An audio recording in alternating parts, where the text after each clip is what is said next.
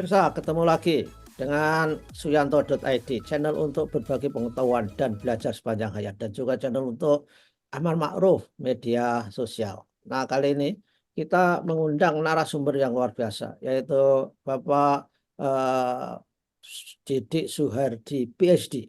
Beliau adalah Ketua Majelis Dikdasmen PNF, Pimpinan Pusat Muhammadiyah.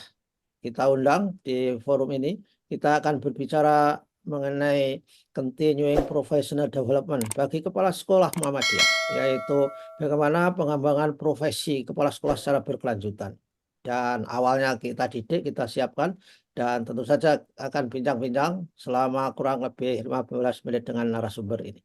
Nah, kalau saudara menerima eh, video ini berarti berkat sentuhan kreatif dari editor channel kita, Mas Heri Teguh Wiono, MPD. Beliau adalah guru SMP Negeri 2 Karanganyar di Kabupaten Ngawi. Kita masuk ke episode ke-7. Episode yang lalu kita berbicara mengenai program sekolah unggul di sekolah-sekolah Muhammadiyah, dan sekarang kita sentuh kepala sekolahnya. Kita sapa dulu. Assalamualaikum warahmatullahi wabarakatuh, Pak Didik. Waalaikumsalam warahmatullahi wabarakatuh. Alhamdulillah sehat-sehat, Prof. Alhamdulillah sehat, Pak Didik. Kita Ya, sekarang alhamdulillah. satu frekuensi sesama pensiunan. Jadi Alhamdulillah.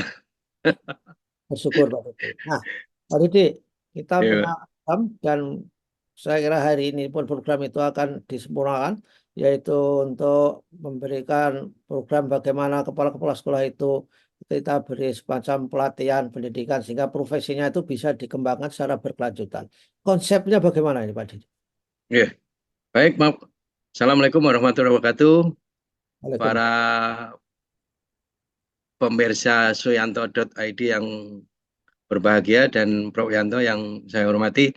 Eh, Seperti yang kemarin kita bahas terdahulu bahwa salah satu program PP Muhammadiyah yaitu membuat pendidikan unggul, sekolah dan madrasah unggul yang mana kita harapkan di setiap kabupaten kota, ada minimal setiap satuan pendidikan unggul.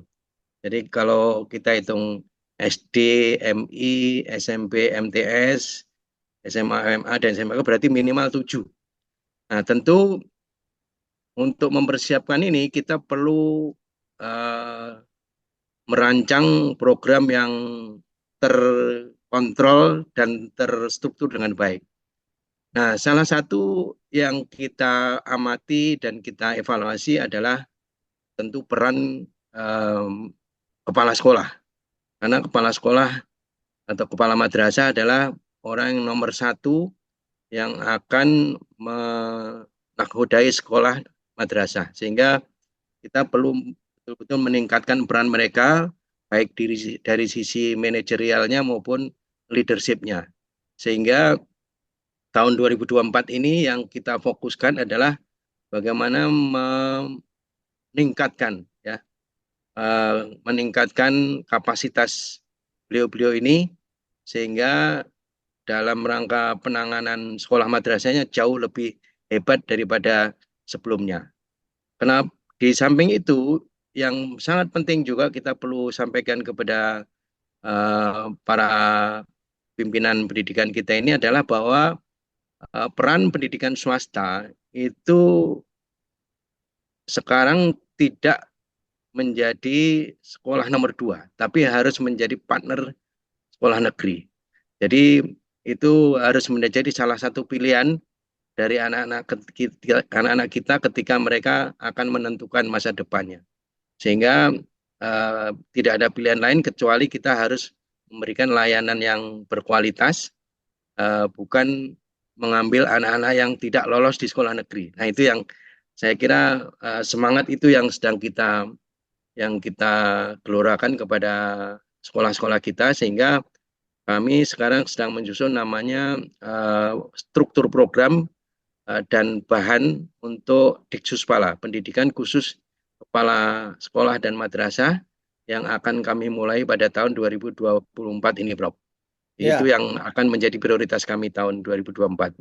ya, saya kira ini juga menjadi alternatif setelah institusi yang menangani itu di negeri dibubarkan, Pak Didi ya. Ini langkah yang baik saya kira. Nah, pertanyaannya, itu yang ada capacity building ini, yang calon akan menjadi kepala sekolah disiapkan, atau yang juga sudah di dalam in position, yang sudah menjabat Ya, dan kita tingkatkan kapasitasnya. Ini gimana? Atau dua-duanya? Pilihannya apa? dua-duanya, Bro. Jadi yang existing maupun yang akan kita calonkan, karena dari existing ini toh ada juga yang mungkin yang masa kerjanya tinggal beberapa tahun atau tinggal 1 tahun gitu. Saya kira memang harus sudah disiapkan juga. Karena pada dasarnya kan untuk menjadi kepala sekolah itu kan bukan profesi yang apa, bukan profesi yang eh, semua orang bisa, tetapi itu profesi yang harus betul-betul kita siapkan. Untuk menjadi kepala sekolah madrasah itu kan perlu pengalaman yang saya kira bukan hanya sekedar guru terbaik saja, tapi guru yang punya kemampuan manajerial yang baik dan guru yang punya leadership yang baik. Jadi oleh karena itu pengalaman menjadi wali kelas, pengalaman menjadi wakil kepala sekolah itu adalah suatu eh, proses pendidikan yang saya kira itu akan menjadi bagian dari pengembangan kapasitas yang harus dipunyai oleh seorang kepala sekolah atau seorang kepala madrasah.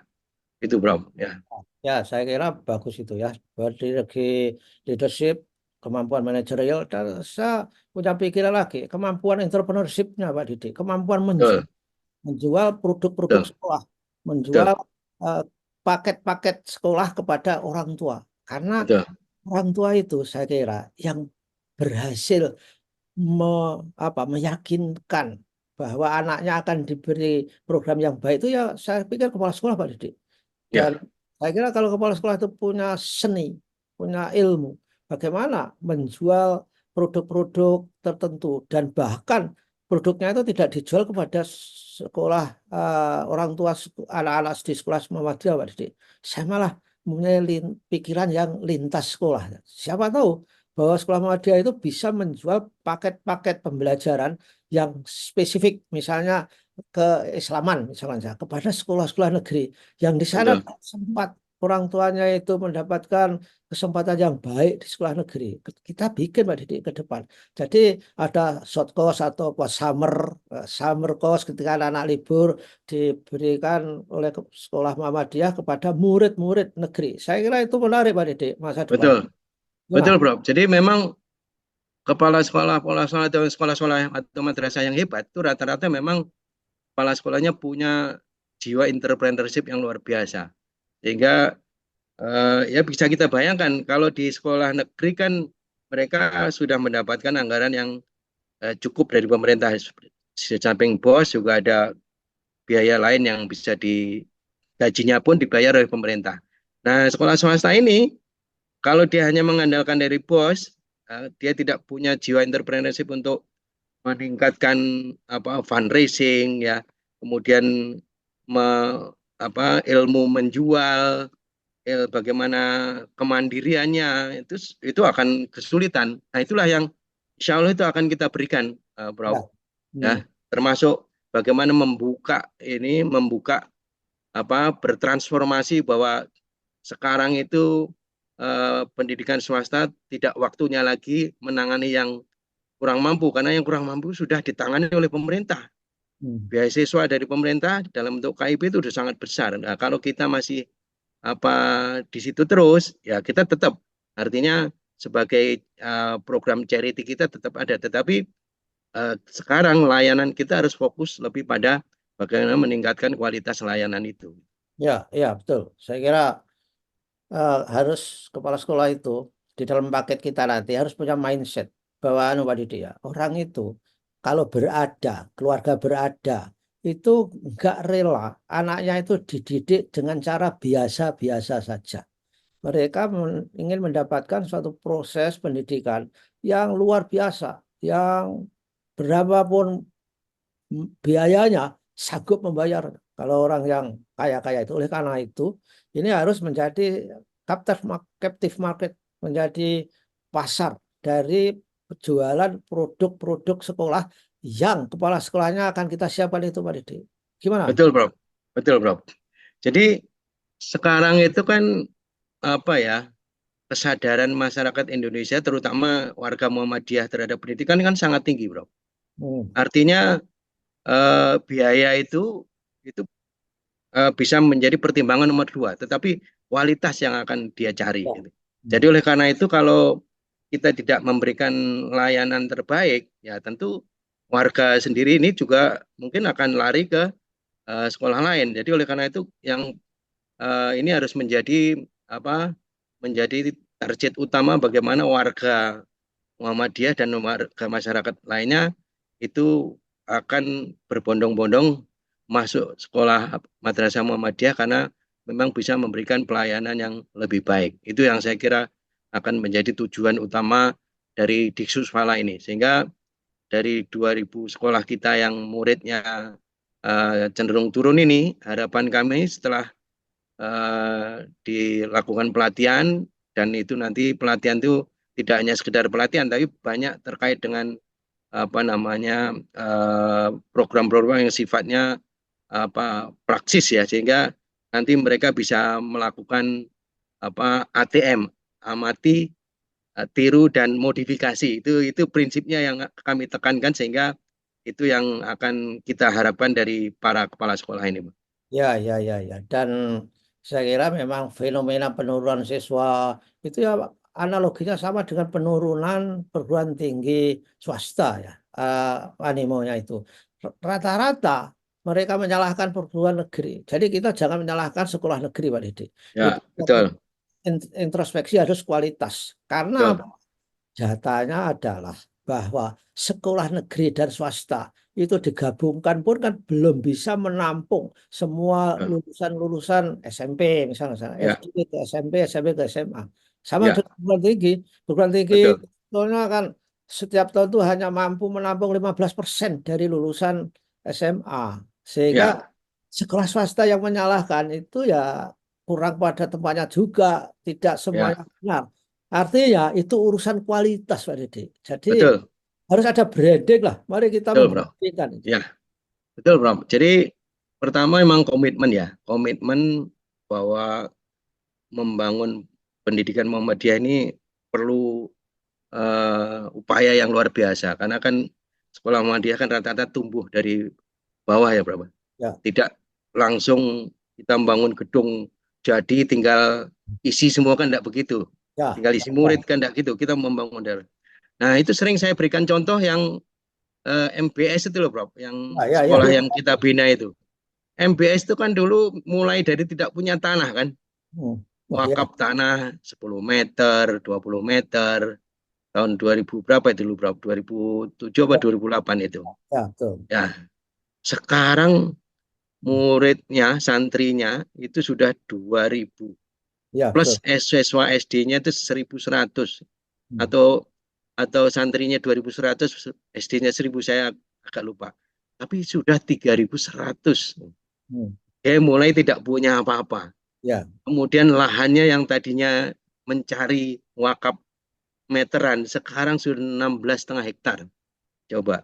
Ini artinya kan bukan persoalan ya, apa? Bukan persoalan lahan, sarana prasarana, tetapi komitmen itu yang luar biasa. Itu yang sering saya contohkan pada sekolah-sekolah yang mengeluh, wah ini murid kami cenderung turun karena sarananya ini, karena ini. Saya bilang itu contoh beberapa sekolah yang sudah kami apa treatment dari awal dengan Prof Yanto yang dulu memang betul-betul dari awal gitu. ya, Yang ya, dulu kepala sekolahnya Mas Agus Yulianto itu loh Pak. Itu ya, luar ya, biasa itu.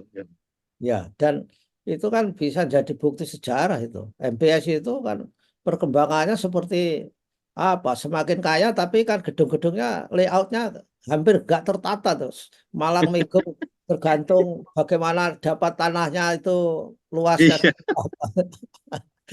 Nggak ada master plan, tapi iya, itu merupakan berkah sehingga iya, apa strukturnya apa sarananya bagus, masjidnya iya, bagus, sekolah, lab dan asrama bahkan iya. tempat untuk makan anak-anak sehingga dia akhirnya sudah menjadi self financing bisa. Betul, betul Bro. Luar biasa itu. Jadi saya kira itu semangat kita di Suspala ini membangkitkan bahwa ya bahwa kondisi sekarang itu sedang banyak tantangan itu sebetulnya ya kita harus meningkatkan komitmen itu. Kemudian juga itu tadi bagaimana semangat entrepreneurship kita menggali potensi-potensi yang ada di diri kita, di lingkungan kita itu untuk membesarkan sekolah lagi. Itu yang akan kita dorong, Bro. Moga-moga Prof Yanto bisa menjadi salah satu narasumber nanti yang bisa memberikan arahan di setiap kegiatan. Rencana ada di 8 region itu, Bro. Insya Oh, Allah. ya, ya Ya, bagus lah untuk Pak Dede. Untuk ikut dari menjadi bagian untuk meninggalkan sejarah, meninggalkan warisan yang positif, yang berbasis moral dan etika. Wah, gitu Pak. amin, amin, amin. Ya oke lah, Pak Dede. Saya kira arah kisi-kisi arah kemana apa Diksus Pala ini akan menuju. Ini sudah kita bicarakan di sini. Oke, Mudah-mudahan eh, pembicaraan kita ini menjadi semangat bagi para kepala sekolah, amin. guru, dan juga orang tua ketika melihat ini bahwa kita itu arahnya itu menuju ke pemberdayaan dan berkemajuan, tidak Betul, membuat anak-anak kita menjadi tergantung dan sebagainya. Begitulah Pak. betul. Ya, terima Ya, kasih. Bro. Ya, Insya Allah. Moga-moga kita bisa menyiapkan anak-anak kita. Jadi generasi Muhammadiyah ini tidak hanya sekedar menjadi follower, tapi akan menjadi ya, para pemimpin masa depan, ya, politisi hebat, pejabat-pejabat yang hebat, ya, ya, pengusaha-pengusaha yang hebat, ya. alim ulama yang hebat yang akan menjadi bagian dari Indonesia Mas 2045. Terima kasih, Bro.